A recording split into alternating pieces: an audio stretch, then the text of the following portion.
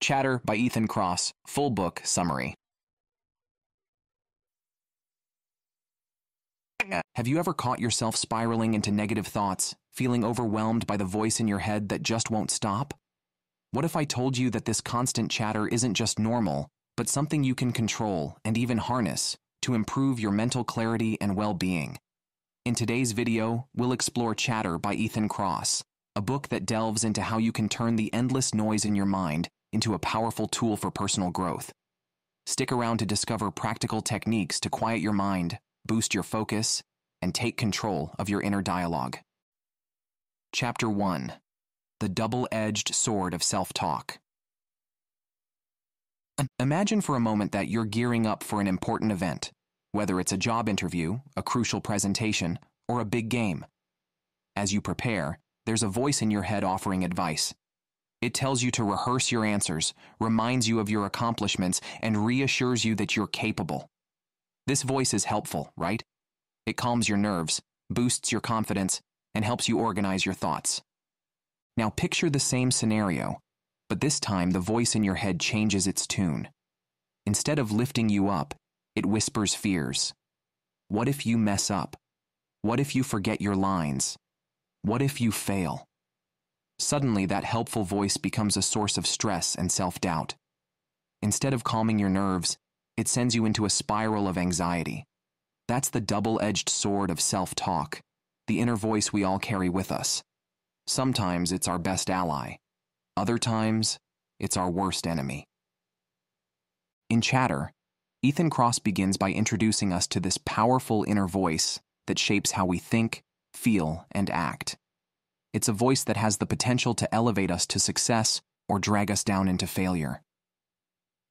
Kross tells us that this internal dialogue, or what psychologists call self-talk, is one of the most important and influential conversations we have in our daily lives. Whether it helps or hinders us depends largely on how we manage it. Kross draws from personal stories, historical examples, and scientific studies to illustrate this. One powerful story he shares is that of Malala Yousafzai, the Pakistani girl who stood up to the Taliban in defense of girls' education. Malala's courage was driven by her internal dialogue. She told herself that her cause was bigger than her fears. Her positive self-talk gave her the strength to continue her activism even after surviving a gunshot to the head.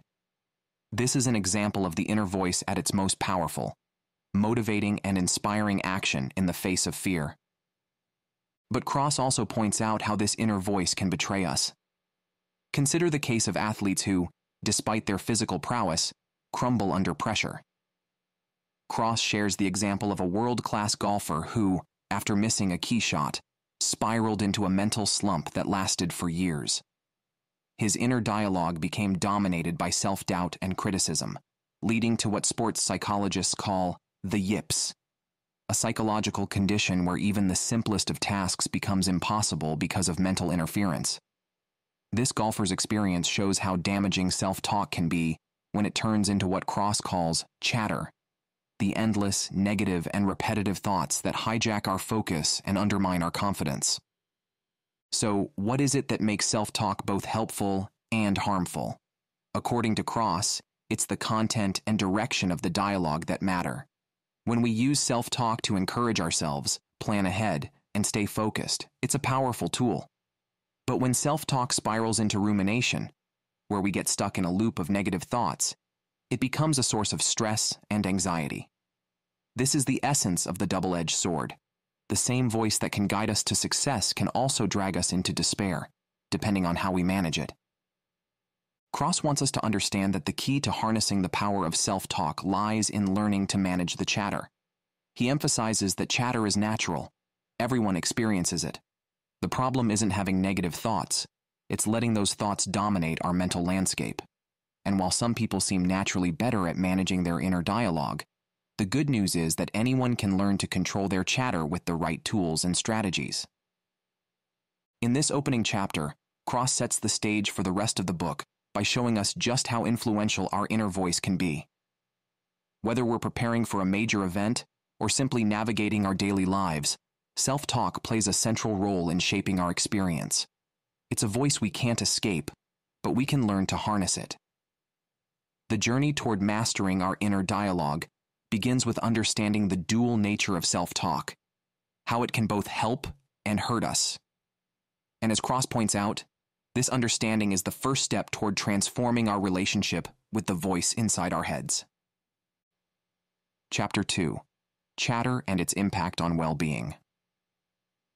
Let's step into the mind of a person dealing with chatter, those repetitive negative thoughts that loop endlessly in their head. Picture someone who just had a disagreement with a close friend. They replay the conversation over and over in their mind, dissecting each word, each facial expression, wondering what they should have said or done differently. The internal dialogue becomes obsessive. Why did I say that? What if I ruined our friendship? What if they don't forgive me? This isn't just harmless overthinking, it's chatter. It has the power to transform a minor issue into a major emotional burden. Cross explains that chatter magnifies problems, taking them out of proportion and leaving us trapped in a cycle of negative thinking. It's no longer just about what happened, but about all the potential what-ifs. This type of thinking is incredibly common, but it comes at a high cost to our well-being. In this chapter, Cross delves deep into how chatter affects not only our mental health, but also our physical health. When we're stuck in a loop of negative self-talk, it activates the body's stress response. Have you ever noticed how you feel physically drained after a day of worrying about something? That's because your mind and body are intricately connected. When your mind is consumed with chatter, your body responds as though you're in danger, flooding your system with stress hormones like cortisol. This not only makes you feel tense and anxious, but it can also take a toll on your health over time.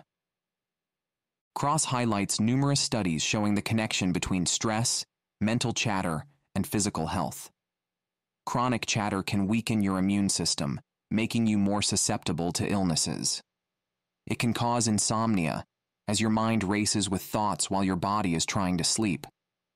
It can even lead to digestive issues, headaches, and fatigue. All of these are physical manifestations of mental stress, and they're common consequences of unregulated inner dialogue. But the effects of chatter aren't just limited to our health. They seep into our relationships and daily functioning as well. Cross explains that when we're caught up in our own negative thoughts, it's hard to be fully present with others. Think about the last time you were having a conversation with someone while your mind was preoccupied with an unrelated problem. You probably found it hard to focus on what they were saying, and your responses may have been short or distracted. This is the impact of chatter on our ability to connect with others.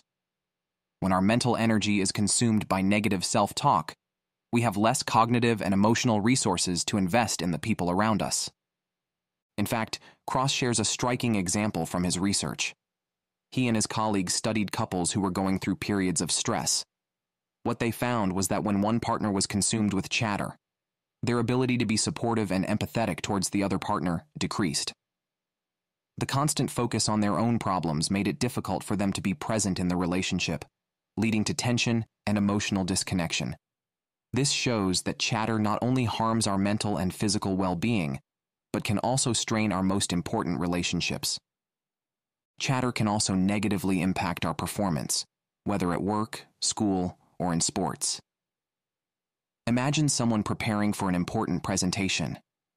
Instead of focusing on their slides or key points, their mind is racing with thoughts like, what if I stumble over my words? What if they think I'm incompetent? This kind of self-talk makes it harder to concentrate, think clearly, and perform well under pressure. Cross explains that when chatter takes over, it hijacks our mental bandwidth, leaving us less capable of focusing on the task at hand.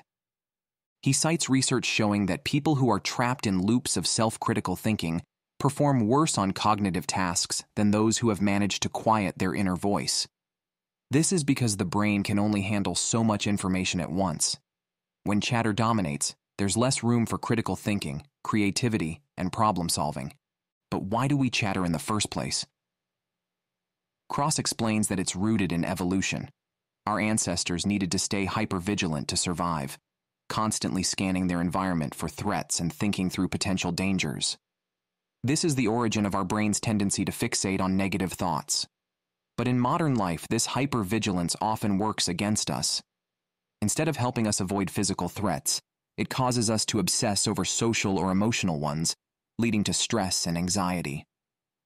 In this chapter, Cross also touches on how people try to manage their chatter. Some may turn to distractions, scrolling through social media, binge-watching TV, or overeating, to escape the noise in their heads. While these distractions may offer temporary relief, they don't address the root of the problem. The chatter remains in the background, ready to resurface the moment the distraction is gone. Others might seek out social support, talking to friends or family about their worries. While this can be helpful, Cross warns that it can sometimes backfire. When we vent too much without focusing on solutions, it can lead to what he calls co-rumination. This is when two people feed off each other's negative thoughts, reinforcing the chatter rather than resolving it. You've probably experienced this at some point, maybe after a long conversation with a friend where, instead of feeling better, you both ended up feeling more anxious or upset. That's the power of chatter spreading between people. The main message in this chapter is clear. Chatter isn't just an annoying mental habit. It has real consequences for our mental and physical health, our relationships, and our performance. Cross wants us to recognize that chatter is a natural part of being human, but we need to learn how to manage it before it takes over our lives. The good news is that there are ways to do just that, and in the next chapter, Cross begins to explore the tools we can use to harness our inner voice and stop chatter from derailing our well-being. Chapter 3: Tools for Harnessing Chatter. Now that we understand the impact of chatter on our lives, how it can undermine our mental health, relationships, and performance, it's time to turn the corner and explore how we can gain control over it. In this chapter, Ethan Cross introduces practical tools that can help us manage and even harness our inner dialogue, transforming chatter from a source of stress into a powerful tool for self-mastery. Imagine being in the midst of a stressful situation. Your thoughts are racing, and the voice in your head is amplifying your fears and anxieties. Cross tells us that one of the most effective ways to calm that voice is a technique called distanced self-talk.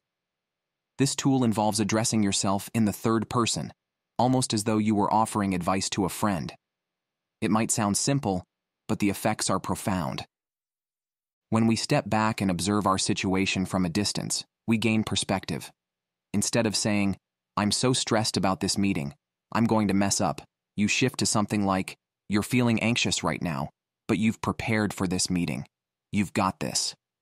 By changing how we refer to ourselves, we can create emotional distance from the immediate stress, allowing our mind to become calmer and more focused. Cross highlights research showing that distanced self-talk helps people make better decisions under pressure. In one study, participants who used third-person self-talk were able to handle emotionally charged situations with greater clarity and less anxiety. This technique works because it taps into our ability to give others good advice, something we all do far more easily than giving advice to ourselves. When we switch to the third person, we activate that more rational, problem-solving part of our brain, which helps us break free from the chatter loop. Another powerful tool that Cross introduces is called temporal distancing. This is the practice of reminding yourself that whatever you're going through now is temporary.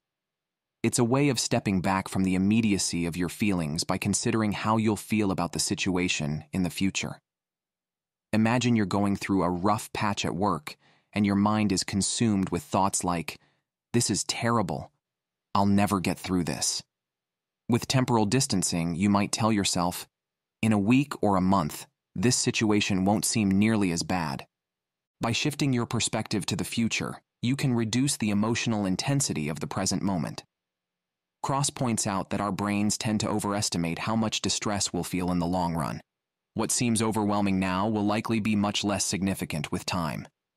Temporal distancing helps us tap into that reality, giving us space to calm down and approach challenges with more balance. Cross also introduces the concept of mental contrasting, which is another tool for managing chatter. This involves focusing on both the positive outcomes you want to achieve and the obstacles that might stand in your way. It's a technique that combines optimism with realism, helping you strike a balance between envisioning success and preparing for potential difficulties. Let's say you're working toward a big goal, like running a marathon or completing a challenging project. Instead of solely focusing on how amazing it will feel to cross the finish line, mental contrasting encourages you to also think about the challenges you'll face along the way. Perhaps it's the long hours of training or the risk of injury. By acknowledging these obstacles up front, you can prepare for them mentally, which helps reduce the chatter that might arise when you inevitably face difficulties. When your inner voice starts to say, "This is too hard, you'll never finish," you can remind yourself that you anticipated these challenges and you're ready to overcome them. Cross emphasizes that these tools aren't just abstract psychological techniques. They are grounded in research and have been shown to be effective in various real-world settings. Distanced self-talk, temporal distancing, and mental contrasting all help us interrupt the negative feedback loop that chatter creates. They allow us to regain control of our inner dialogue, shift our perspective, and ultimately, guide ourselves toward better outcomes. But it's not just about individual techniques. Cross argues that managing chatter requires a holistic approach, using a combination of strategies that work together to quiet the noise in our heads.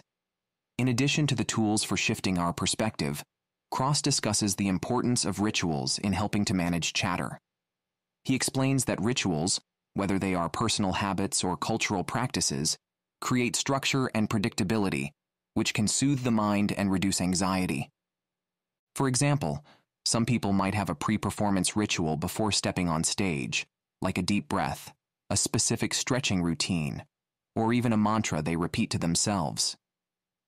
These rituals help anchor the mind, offering a sense of control and focus in the face of stress. Cross shares research showing that people who engage in rituals, whether it's a morning routine, meditation, or even something as simple as cleaning up their workspace, experience less mental chatter and more clarity. The power of rituals lies in their ability to create a rhythm that your mind can rely on. When life feels chaotic, rituals offer stability. This is why athletes, performers, and even everyday people turn to routines in times of stress. It gives your mind something predictable to focus on, which can quiet the internal noise. Cross also discusses how nature can play a significant role in reducing chatter. Research shows that spending time in natural environments, whether it's a park, a forest, or even just a quiet garden, can significantly lower stress levels and calm the mind. Cross highlights studies where participants who spent time in nature experienced a marked reduction in negative self-talk compared to those who stayed in urban settings.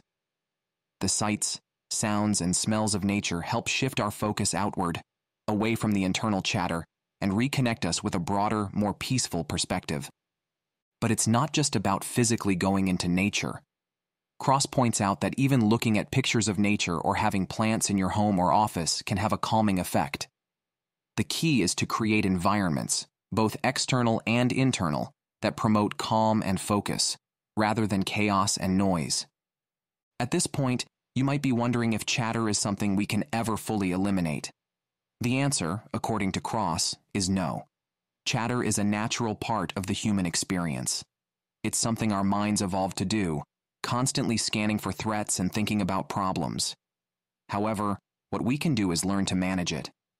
By using tools like distanced self-talk, temporal distancing, mental contrasting, rituals, and spending time in nature, we can greatly reduce the intensity and frequency of chatter, turning it into something that works for us rather than against us.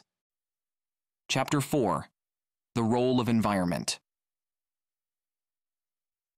As we continue this journey through chatter, it's time to step outside the confines of our mind and look at how the world around us, our physical environment, affects the internal dialogue we engage in daily.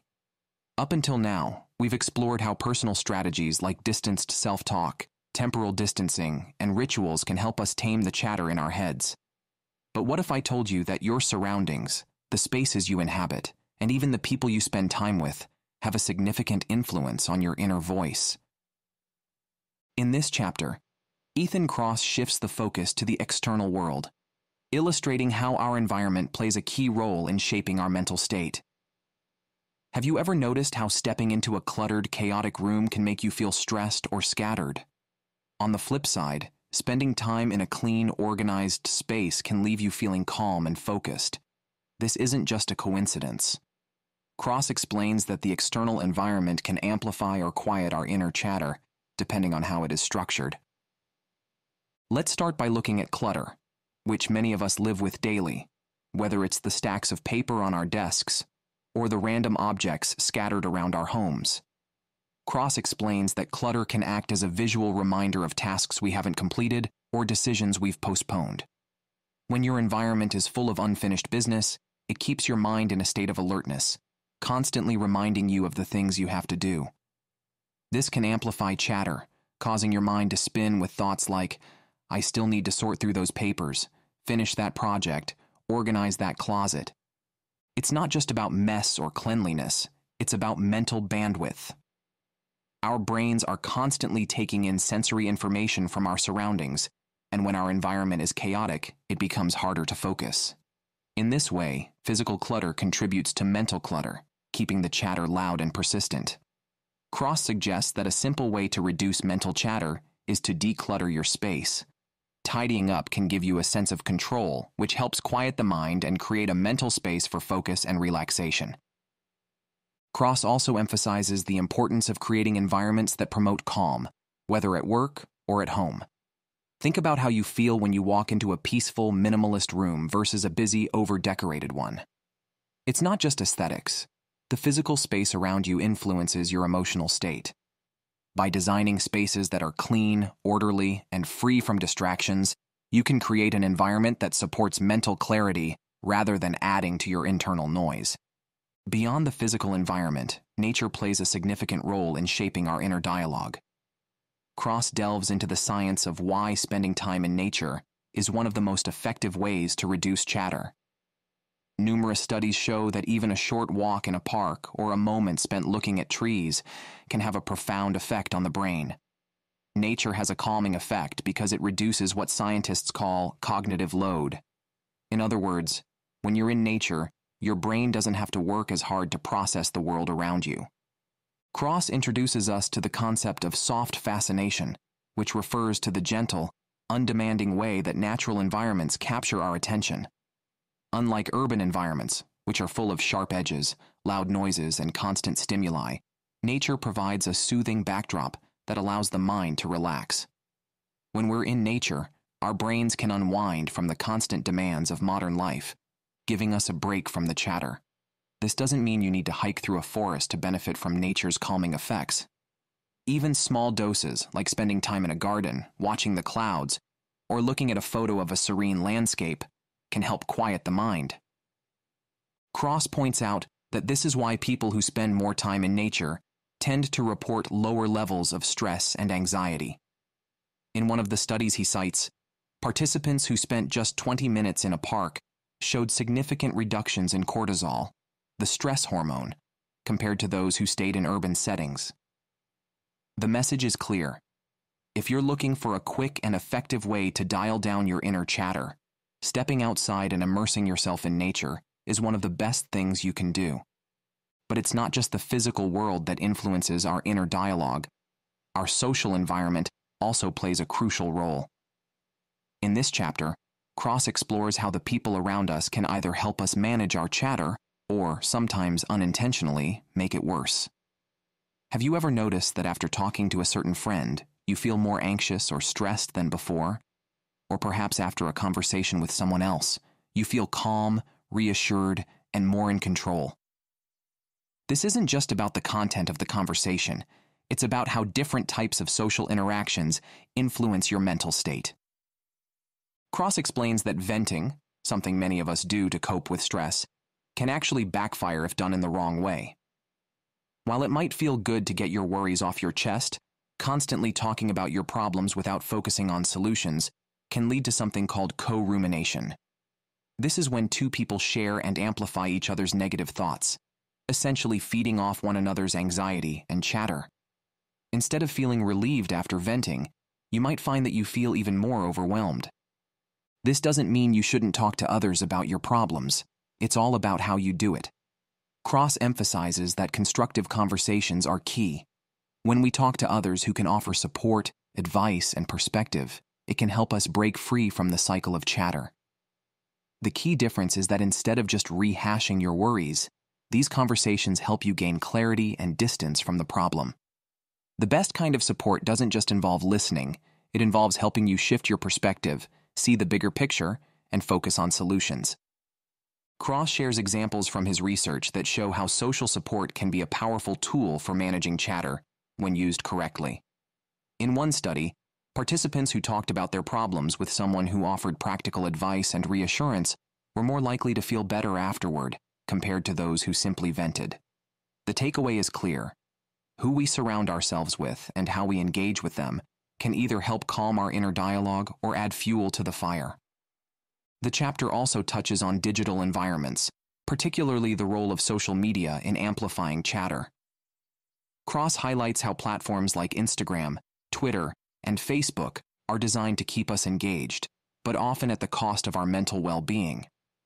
When we scroll through endless feeds of curated content, it's easy to fall into the trap of comparing ourselves to others, which can intensify our negative self-talk.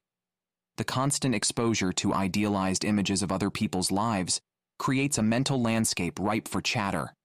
Why isn't my life as exciting as theirs? Why don't I look as good? What am I doing wrong? Social media, Cross argues, can amplify the voices of doubt and insecurity in our heads. But it's not just the comparisons that fuel chatter, it's the sheer volume of information we're bombarded with. Every time we check our phones, we're exposing ourselves to a barrage of updates, opinions, and news, all of which can overwhelm our already overworked brains. Cross suggests that one way to quiet the digital chatter is to set boundaries around your social media use. This could mean taking regular breaks, curating your feed to include content that inspires rather than stresses you, or even engaging in digital detoxes to give your mind a break from the constant stream of information. In conclusion, this chapter reveals a powerful truth. Our environment, both physical and social, has a profound impact on the chatter in our minds. Whether it's the clutter in our homes, the beauty of nature, the support of friends, or the distractions of social media, the world around us plays a crucial role in either amplifying or quieting our inner dialogue. Cross encourages us to take an active role in shaping our environments to support our mental well-being. By decluttering, spending time in nature, seeking out constructive conversations, and setting boundaries around digital consumption, we can create external conditions that promote internal peace. Chapter 5. The Importance of Social Support. Let's now dive into a key element of our daily lives that influences our mental state more than we might realize: our relationships. Up until this point, we've explored how chatter thrives in our minds and how our physical environment can either quiet or amplify that mental noise. But there's another powerful force at play: the people we surround ourselves with. In this chapter, Ethan Cross sheds light on how the quality and nature of our social interactions can dramatically shape the way we handle chatter. Think back to the last time you were feeling overwhelmed by your thoughts. Maybe you had a work deadline, personal issue, or even just a wave of anxiety. What was your instinct? For many of us, the first thing we do when the chatter becomes too much is to reach out to someone else. We text a friend, call a family member, or confide in a partner. Venting seems like a natural response, right? After all, sharing your worries with someone who cares is supposed to make you feel better. But Cross takes a closer look at this instinct to vent and shows us that it's not always as helpful as we think. In fact, in some cases, venting can actually make the chatter worse. How? Through a psychological phenomenon called co-rumination. Co-rumination occurs when two people talk excessively about their problems without moving toward any kind of resolution. Have you ever had a conversation with a friend where you both just fed off each other's worries, and by the end, you felt even more anxious than when you started? That's co-rumination. Instead of helping each other calm down, you're amplifying the negative thoughts, adding fuel to the fire. Cross explains that while venting can provide temporary relief, constantly revisiting the same worries without addressing them head-on can make the chatter louder and more persistent. So, what's the alternative? Cross advocates for productive social support, which means seeking out conversations that help you process your emotions in a healthier way. The goal of these conversations isn't just to express your feelings, but to gain perspective and ultimately, move toward a solution. Instead of simply talking about what's wrong, you're encouraged to think about what you can do to improve the situation, or at the very least, how to view it in a more constructive light. One of the most effective ways to reduce chatter is by talking to someone who can offer emotional distance, someone who can help you see the problem from a new perspective. Cross shares research that shows how people who receive supportive advice that encourages emotional distancing tend to feel better after the conversation, compared to those who simply vent. The person offering the advice doesn't need to fix the problem for you, but they do need to help you step back from the emotions of the moment and see things more clearly. Think of it like this. When you're caught up in chatter, your thoughts are like a tangled web. You can't see the individual threads because everything is knotted together. A good conversation partner can help you untangle those threads by offering clarity and distance. They might say something like, "It sounds like you're really overwhelmed right now, but remember how you've handled similar situations in the past. You'll get through this one too." This kind of response not only validates your feelings, but also reminds you that the current situation isn't as insurmountable as it seems. Cross also emphasizes that not all support is created equal. Some people may mean well, but inadvertently make the chatter worse. For example, if you talk to someone who tends to be overly critical or anxious themselves, they might amplify your negative self-talk instead of calming it down. It's important to be selective about who you turn to for support. The best kind of social support comes from people who are empathetic, level-headed, and able to offer practical advice without getting swept up in the emotional intensity of the moment. But it's not just about talking to others. Cross also explores how group rituals can help reduce chatter. Throughout history, humans have gathered in groups to perform rituals, whether for religious, cultural, or social reasons. These rituals often involve repetitive actions, a sense of community, and a shared purpose, all of which can help calm the mind. When we engage in rituals, we shift our focus away from our inner thoughts and toward the external world. The predictability and structure of the ritual provide a sense of stability, which helps quiet the mental noise. Cross shares examples from various cultures where group rituals play a central role in managing stress and promoting emotional well-being. One of the most well-known examples is religious ceremonies. Whether it's attending church, participating in a prayer group, or joining a meditation circle, these rituals help people feel connected to something larger than themselves. This connection helps put personal problems into perspective and reduces the intensity of inner chatter. But group rituals don't have to be religious to be effective. Even something as simple as a weekly family dinner, a book club, or a workout class can serve the same purpose.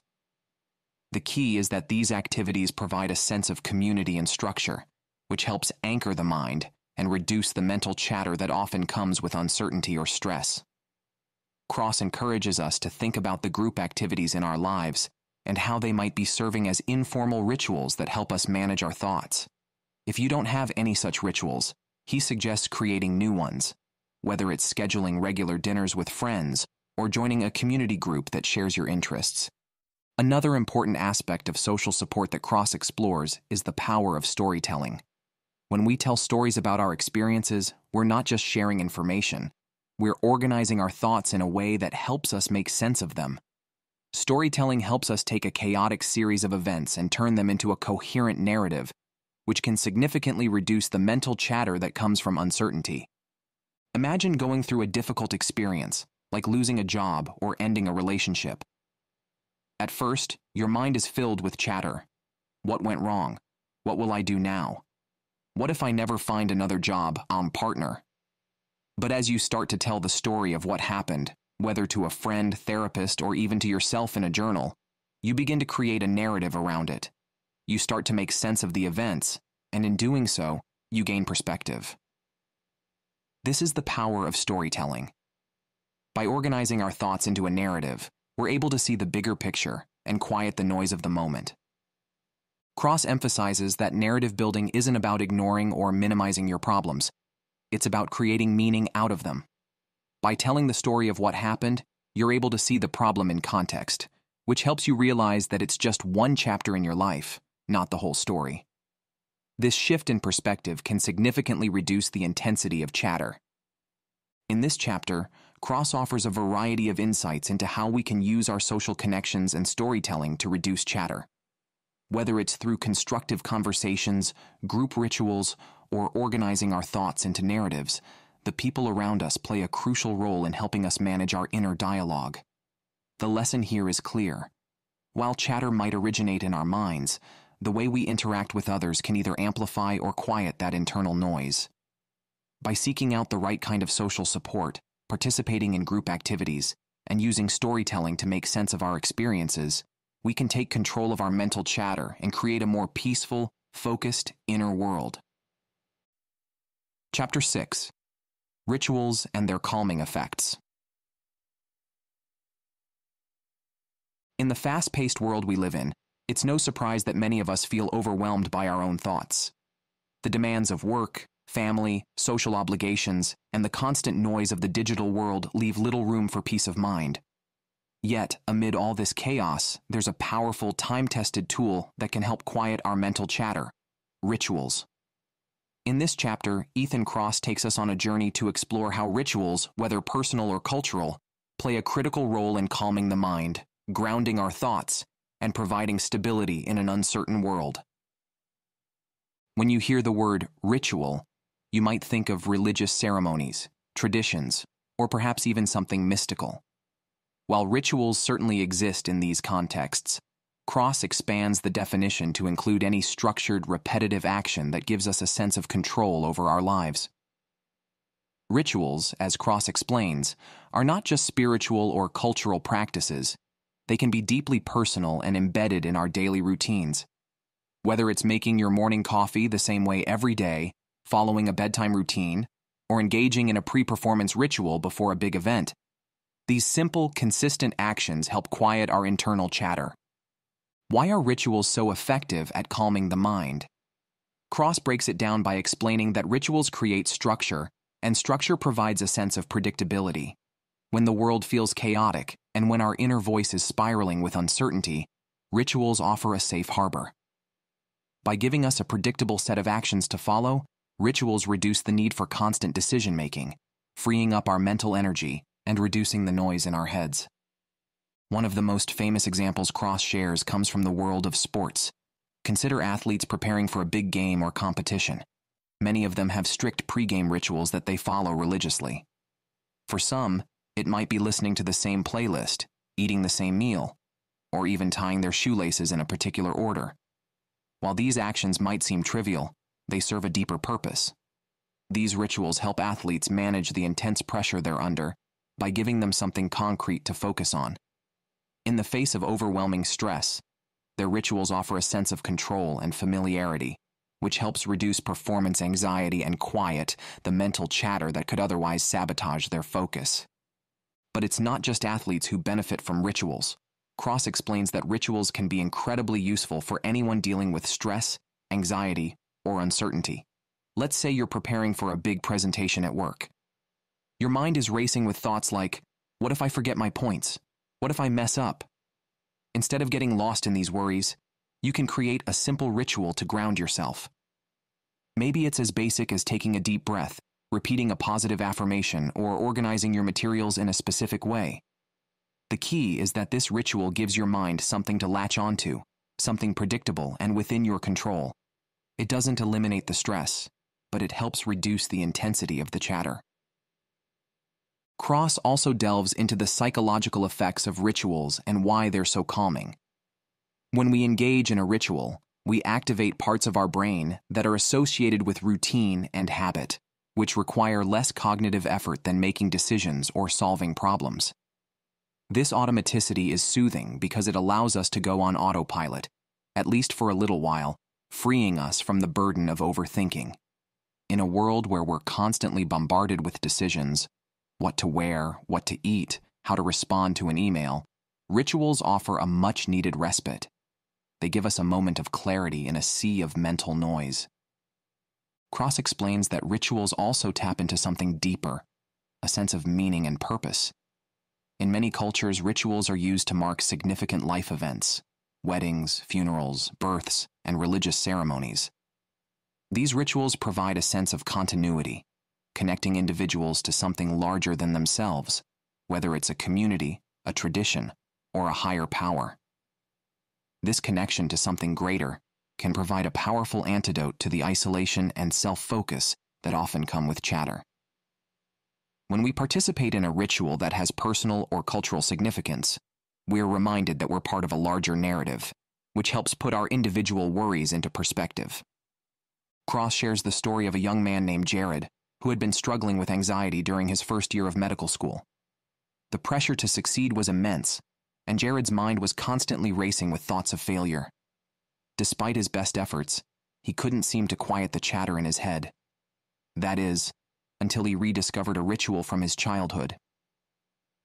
Jared had grown up in a religious household where daily prayers were a regular part of life.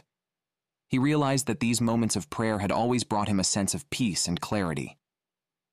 So, he decided to incorporate a short prayer into his morning routine before heading to his classes. This simple ritual had a profound effect on Jared's mental state. It wasn't about the specific words of the prayer.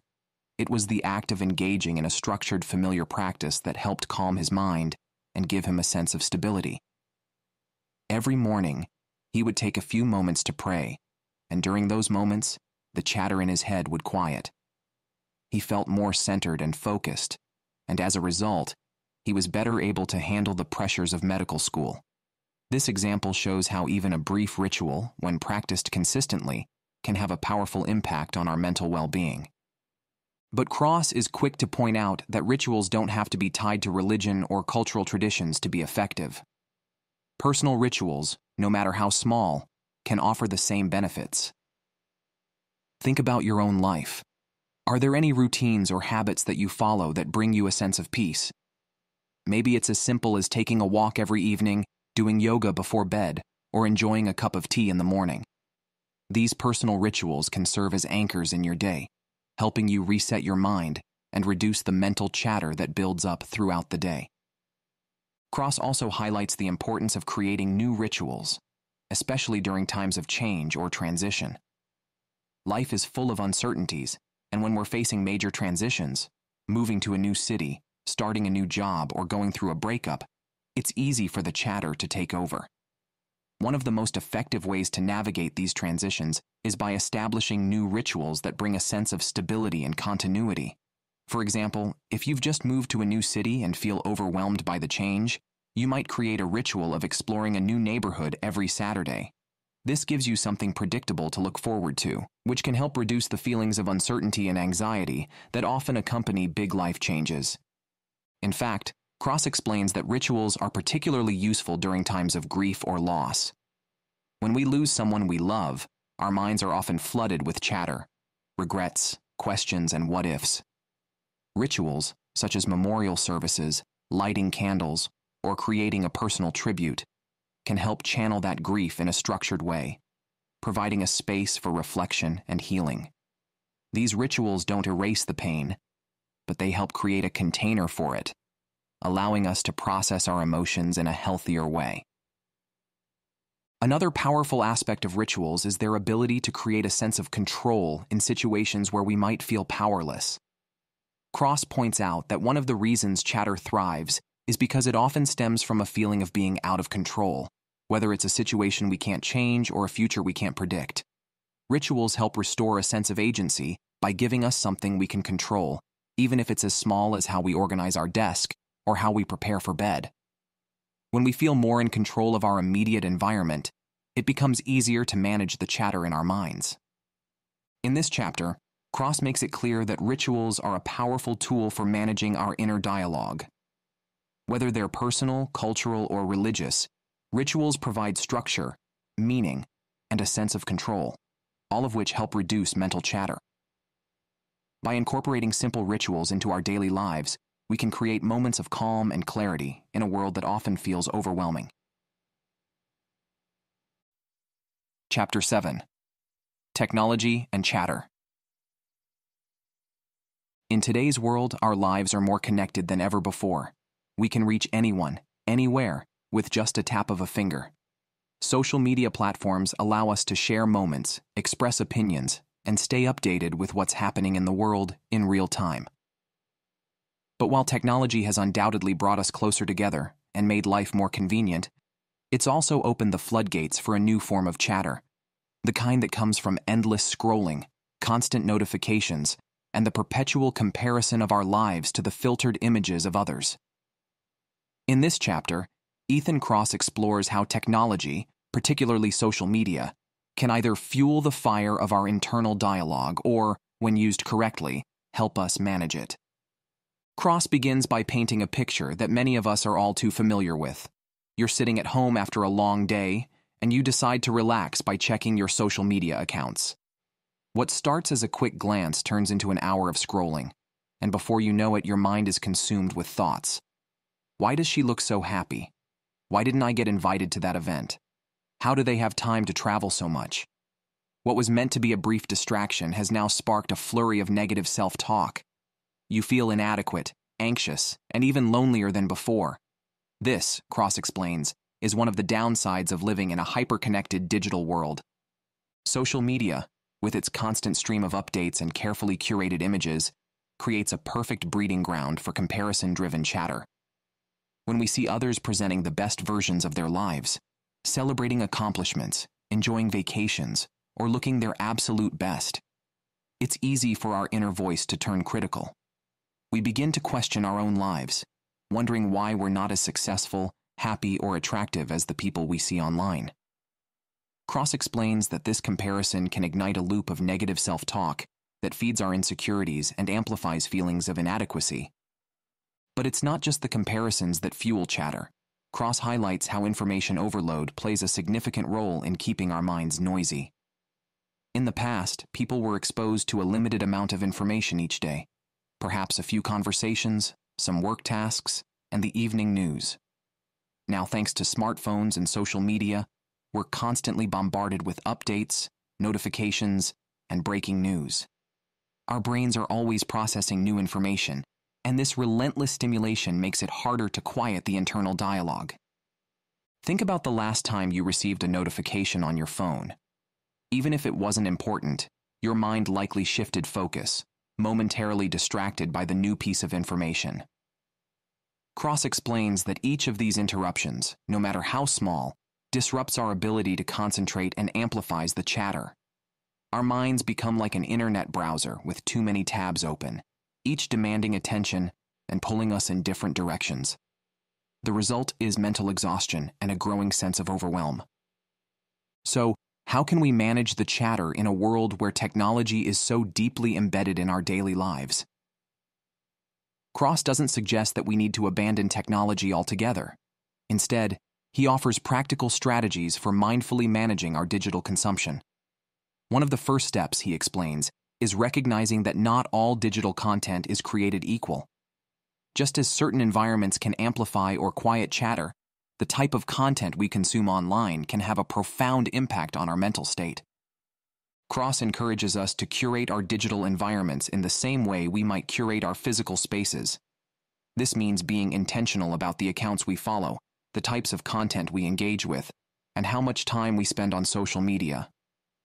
Instead of mindlessly scrolling through feeds filled with superficial or negative content, Kross suggests following accounts that inspire, uplift, or educate. By surrounding ourselves with content that brings value and positivity, we can reduce the likelihood of falling into comparison traps or negative thinking spirals. Another important strategy Kross discusses is setting boundaries around technology use. In a world where our phones are always within reach, it's easy to let technology dictate our attention and our mood. But Kross argues that we need to take back control by creating tech-free zones or digital detox times. For example, you might decide to stop using your phone an hour before bed, or set aside specific times during the day when you're not checking emails or social media. These breaks allow your mind to rest, reducing the constant influx of information and giving you space to process your thoughts without external interference. One of the most profound insights in this chapter is Kross's discussion of FOMO, the fear of missing out, a phenomenon that has become deeply intertwined with social media use. The more we're plugged into the digital world, the more we're exposed to what others are doing, achieving, and experiencing. This constant exposure creates a sense of urgency and anxiety, as we worry that we're falling behind or missing out on important experiences. Cross explains that FOMO is a powerful trigger for chatter because it makes us feel disconnected from others and dissatisfied with our own lives. To combat FOMO, Cross suggests a shift in mindset, one that involves embracing JOMO, or the joy of missing out. Instead of focusing on what others are doing, JOMO encourages us to find contentment in our own experiences and choices. This doesn't mean isolating ourselves from the digital world, but rather reframing how we think about it. When we stop comparing ourselves to the highlight reels of others, we can appreciate the present moment and focus on what truly matters to us. By practicing JOMO, we quiet the chatter that tells us we're not enough or that we're missing out on something better. Cross also touches on the importance of mindfulness in managing our relationship with technology. Mindfulness, he explains, is about being present and fully aware of what we're doing in the moment. When we're scrolling through social media or checking our phones out of habit, we're often on autopilot, which makes us more susceptible to chatter. But by practicing mindfulness, we can become more conscious of our digital habits and how they're affecting our mental state. Cross suggests simple mindfulness exercises, like taking a few deep breaths before checking your phone or setting an intention before opening a social media app. These small moments of awareness help us stay grounded and prevent the mindless consumption that fuels chatter. Another key point Cross raises is the importance of deep work, a concept popularized by Cal Newport, which refers to focused, uninterrupted time spent on meaningful tasks. In contrast to the shallow, fragmented attention that social media encourages, deep work allows us to immerse ourselves fully in a single activity. Cross explains that engaging in deep work not only boosts productivity, but also helps quiet the mind. When we're fully engaged in a task that challenges and absorbs us, there's little room for chatter to creep in. This is why activities like reading, writing, or creative work can be so effective at reducing mental noise. They require our full attention and leave little space for negative self-talk. Cross also offers insight into how technology can be used as a tool for managing chatter rather than exacerbating it.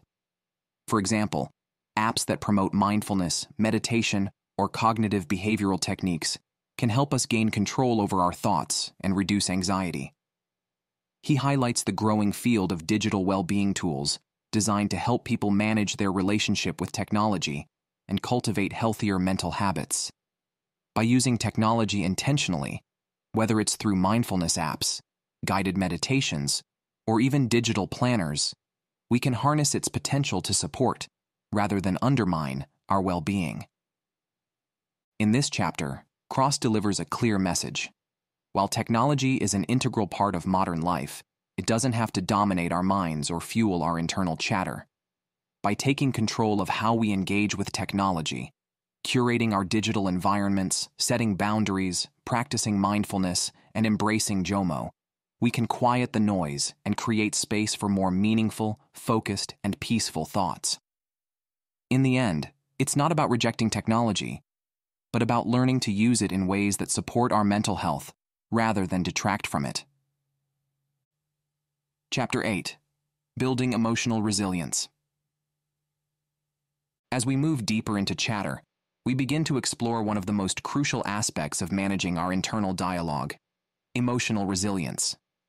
In this chapter, Ethan Cross delves into how we can build the mental strength to not just manage our chatter in the short term, but to fundamentally shift our relationship with it over the long term. Emotional resilience, as Cross explains, is about developing the tools and mindset to weather life's inevitable challenges without getting bogged down by negative self-talk and overwhelming thoughts. Cross opens this chapter with a simple yet powerful truth: chatter is inevitable. No matter how many tools and strategies we develop, we can't stop our inner voice from chiming in during stressful or uncertain times. What we can do, however, is change how we respond to it. Building emotional resilience is not about silencing the voice in our head, but about strengthening our ability to cope with what it's saying. When we're resilient, we don't let chatter control us. Instead, we use it as a signal to reflect, adapt, and grow. One of the key concepts Cross introduces in this chapter is self-compassion. When we face setbacks, failures, or difficult situations, it's easy to let our inner voice become self-critical. How many times have you caught yourself thinking, "I'm such a failure," or "I'll never get it right after making a mistake"? This kind of negative self-talk feeds directly into the chatter, amplifying feelings of inadequacy and shame. Cross argues that the antidote to this self-criticism is self-compassion, the ability to treat ourselves with the same kindness and understanding that we would offer a close friend. Think about it. When a friend comes to you feeling down or overwhelmed, you likely respond with empathy and encouragement. You remind them of their strengths, offer reassurance, and help them put the situation in perspective. But when it comes to ourselves, we often take the opposite approach. Instead of being kind and supportive, we become our own harshest critics. Cross encourages us to flip this script and practice talking to ourselves as we would talk to a friend. By doing so, we can soften the intensity of our chatter and develop greater emotional resilience in the face of challenges. Cross highlights research showing that people who practice self-compassion are more resilient, less likely to get stuck in negative thought patterns, and more capable of bouncing back from setbacks. This is because self-compassion shifts our focus from self-judgment to self-understanding. Instead of ruminating on our mistakes or failures, we acknowledge them, learn from them, and move forward. Cross shares stories of individuals who've successfully used self-compassion to overcome personal and professional challenges, showing that resilience isn't about being perfect. It's about being kind to yourself during imperfect moments. But self-compassion is just one piece of the puzzle. Another key aspect of building emotional resilience is cultivating a growth mindset, a term popularized by psychologist Carol Dweck. People with a growth mindset believe that their abilities, intelligence, and even emotional responses can be developed over time with effort and perseverance. In contrast, those with a fixed mindset believe that their traits are set in stone, leading them to feel helpless in the face of challenges. Cross explains that when we adopt a growth mindset, we become better equipped to handle chatter because we see setbacks not as reflections of our worth, but as opportunities for learning and improvement. For example, instead of thinking, "I failed, so I'm not good enough," someone with a growth mindset might think, "I didn't succeed this time, but I can learn from this and do better next time." This shift in perspective helps reduce the sting of failure and keeps our inner dialogue constructive rather than critical. Cross shares the story of Sarah, a woman who struggled with chatter after being passed over for a promotion at work. Initially, her inner voice was harsh. "You're not good enough. You'll never advance in your career." But after reflecting on the situation, Sarah decided to adopt a growth mindset. She asked herself, "What can I learn from this experience? What skills can I improve to increase my chances next time?" By reframing the setback as a learning opportunity, Sarah was able to quiet the negative chatter and focus on personal growth. Over time, this mindset shift not only helped her bounce back emotionally, but also motivated her to develop new skills and eventually land the promotion she had been aiming for. Cross emphasizes that failure and setbacks are inevitable in life, but how we respond to them determines whether they fuel our chatter or help us grow. People who cultivate a growth mindset don't shy away from challenges. They embrace them as part of the journey. This mindset, combined with self-compassion, forms the foundation of emotional resilience. But what happens when the challenges we face are truly overwhelming? When life throws us curveballs that seem too big to handle? Cross explains that in these moments, reframing becomes a crucial tool.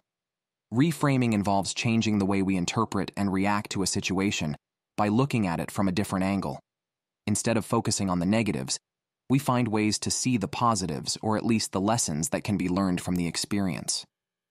Take, for example, someone who loses their job unexpectedly. The immediate reaction might be panic and despair, with chatter running wild. "What am I going to do now? How will I pay my bills? I'm a failure." But through reframing, that person might start to see the situation differently. This is an opportunity to explore new career paths, learn new skills, or pursue something I'm more passionate about. By changing the narrative, They reduce the emotional weight of the situation and gain the mental clarity to move forward. Cross shares numerous examples of people who've successfully used reframing to manage intense challenges. He also highlights research showing that people who regularly practice reframing are more resilient, less prone to depression and anxiety, and better able to cope with stress.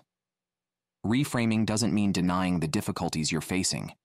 It's about finding a way to acknowledge the pain while also recognizing the opportunities for growth and transformation. Another crucial aspect of emotional resilience that Cross discusses is the concept of acceptance. While reframing is a powerful tool for managing many types of challenges, there are some situations where no amount of positive thinking can change the reality of what's happening. In these cases, Cross argues, the most resilient people are those who learn to accept what they cannot control. Acceptance doesn't mean giving up or resigning yourself to a negative outcome. Instead, it's about acknowledging the reality of the situation without letting it consume you. Cross shares the example of a man named Tom, who was diagnosed with a chronic illness. Initially, Tom's chatter was overwhelming. Why me? How will I live with this? But over time, Tom realized that while he couldn't change his diagnosis, he could change how he responded to it. He learned to accept the parts of his life that were beyond his control and focused his energy on what he could influence: his treatment, his relationships, and his mindset. This acceptance helped quiet the chatter and allowed Tom to live a meaningful, fulfilling life despite his challenges. Cross emphasizes that acceptance is one of the most powerful forms of resilience because it frees us from the constant struggle to control things we simply cannot change. When we accept reality as it is, we reduce the mental friction that fuels chatter and create space for peace of mind.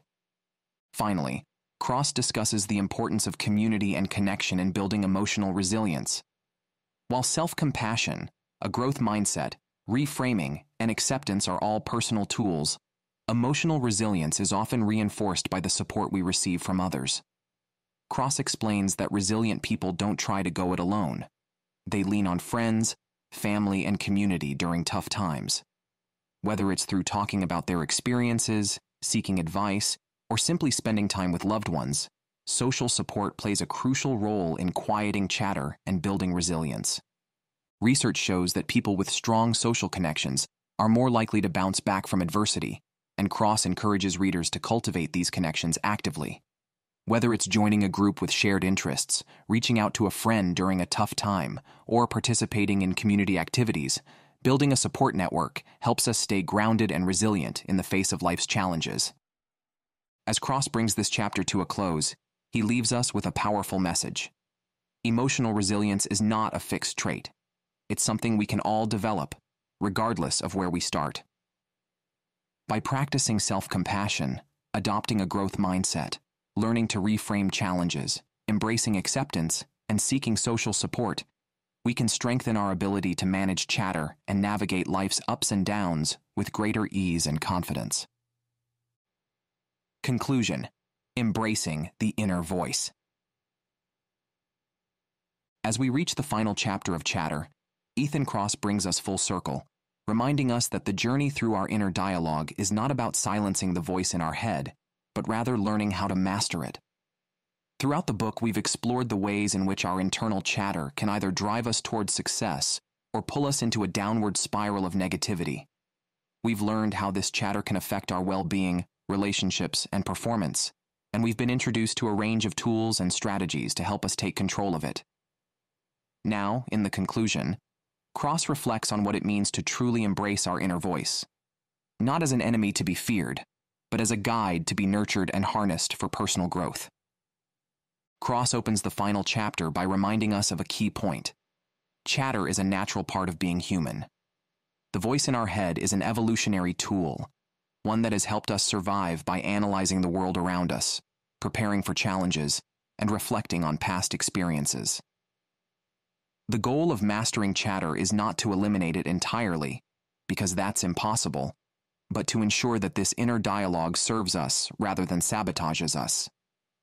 The real challenge is transforming the relationship we have with our inner voice so that it becomes a constructive force in our lives.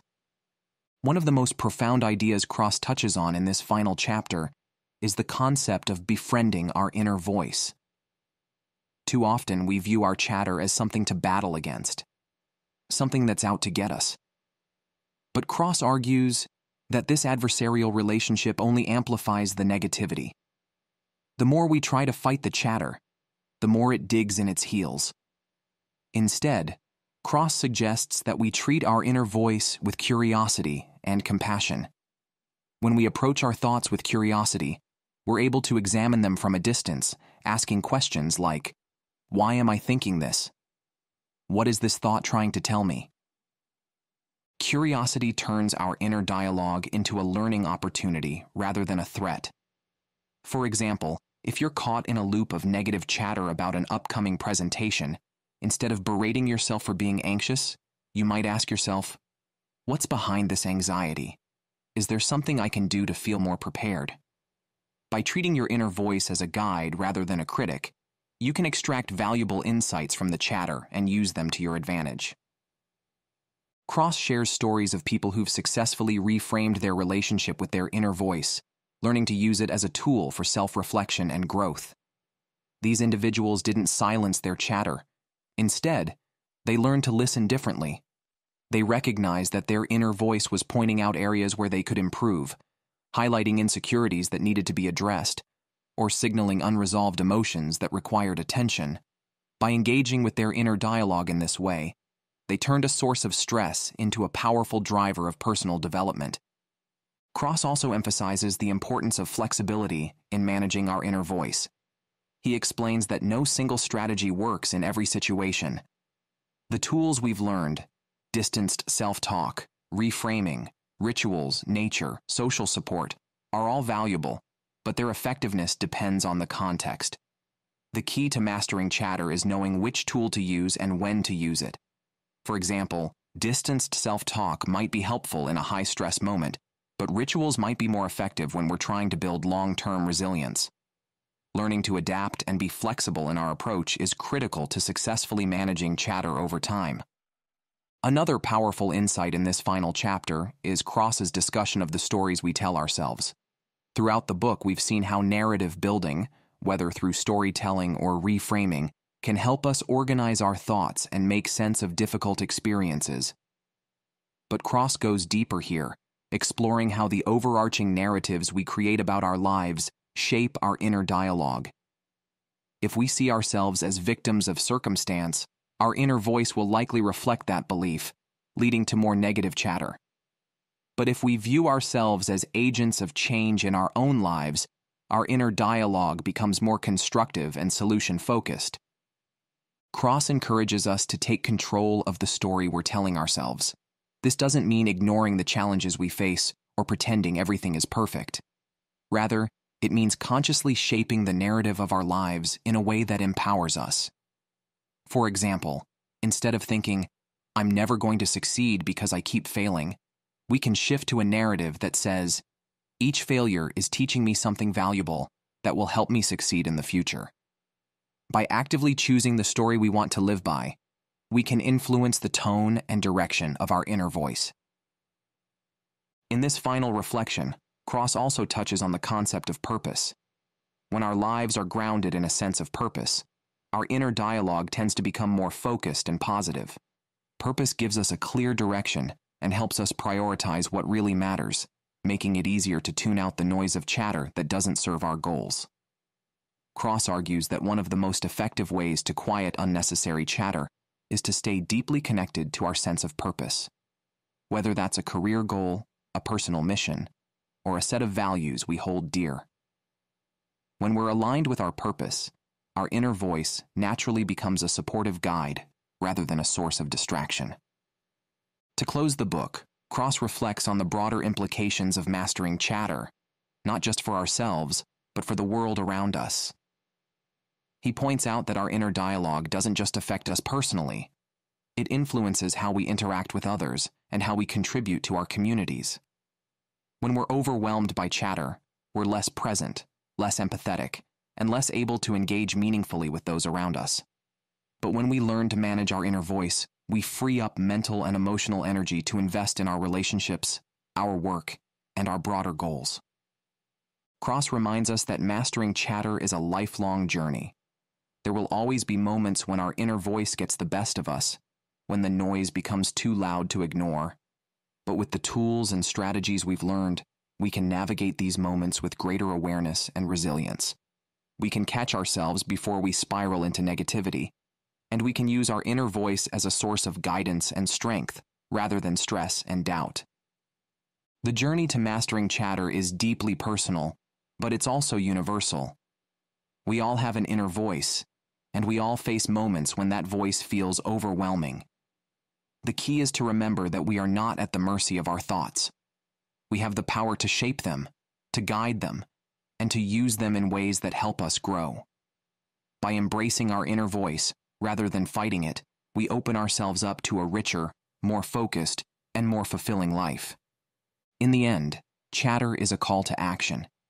It's an invitation to take control of the most important conversation you'll ever have, the one you have with yourself. By mastering your inner dialogue, you can unlock a deeper sense of clarity, purpose, and well-being. And while the chatter will never disappear completely, you'll have the tools to quiet it, manage it, and ultimately, turn it into a force for good in your life.